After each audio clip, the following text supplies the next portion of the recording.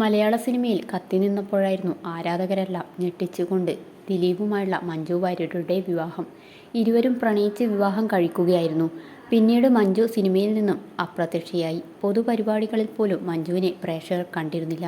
മഞ്ജു വാര്യർ എന്തുകൊണ്ട് സിനിമയിൽ തിരിച്ചു വരുന്നില്ലെന്ന ചോദ്യത്തിന് കുടുംബസ്ഥയായി മകളെയും നോക്കി വീട്ടിലേക്കാണ് മഞ്ജു ഇഷ്ടപ്പെടുന്നതെന്നായിരുന്നു ദിലീപ് അന്ന് മറുപടി പറഞ്ഞത്. എന്തായാലും ഇരുവരുടെയും ബന്ധം അധികകാലം നീണ്ടില്ല. 2014 ഇരുവരും വിവാഹമോചനം നേടി. വിവാഹമോചനത്തിന് പിന്നാലെ മഞ്ജു വാര്യരുടെ വമ്പൻ തിരിച്ചുവരവാണ് മലയാളി പ്രേക്ഷകർ കണ്ടത്. ഹൗ ഓൾഡ് ആർ യു എന്ന ചിത്രത്തിലൂടെയായിരുന്നു താരം രണ്ടാം വരവ് നടത്തിയത്. പിന്നീട് തമിഴിലും മലയാളത്തിലുമായി നിരവധി സിനിമകൾ, പരസ്യചിത്രങ്ങൾ, നൃത്ത പരിപാടികൾ, അങ്ങനെ എല്ലാ മേഖലയിലും മഞ്ജു തിളങ്ങി നിന്നു. വിവാഹമോചനത്തോടെ മറ്റൊരു മഞ്ജു വാര്യരെ പ്രേക്ഷകർ കണ്ടത് എന്ന് കൂടി പറയാം. തൻ്റെ ഇഷ്ടങ്ങൾ ഓരോന്നും നേടിയെടുക്കുകയായിരുന്നു മഞ്ജു.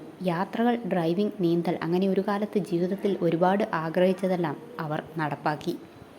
സിനിമയിലെന്ന പോലെ തന്നെ ഉദ്ഘാടന പരിപാടികളിലും മഞ്ജു ഭാഗമാകാറുണ്ട്. ഇപ്പോഴിതാ മഞ്ജുവിൻ്റെ ഒരു ഉദ്ഘാടന വീഡിയോ ആണ് സോഷ്യൽ മീഡിയയിൽ വൈറലാവുന്നത്. പാലക്കാട് പ്രമുഖ ജ്വല്ലറി ബ്രാൻഡിൻ്റെ ഉദ്ഘാടനത്തിനെത്തിയതാണ് വീഡിയോ. നിരവധി ആരാധകരാണ് പ്രിയ നടിയെ കാണാനെത്തിയത്.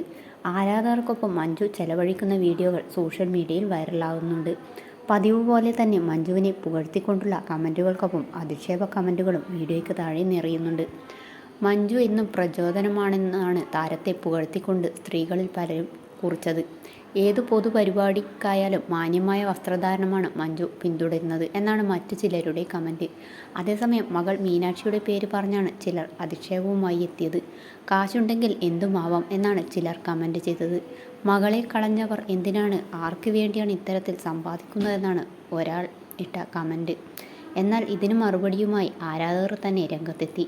മറുപടി കമൻറ്റ് ഇങ്ങനെയായിരുന്നു: സിനിമയിൽ കത്തി നിൽക്കുന്ന സമയത്ത് വെറും വട്ടപൂജ്യമായിരുന്ന ദിലീപിനെ കെട്ടി ഫീൽഡ് ഉപേക്ഷിച്ച ആളാണ് മഞ്ജു.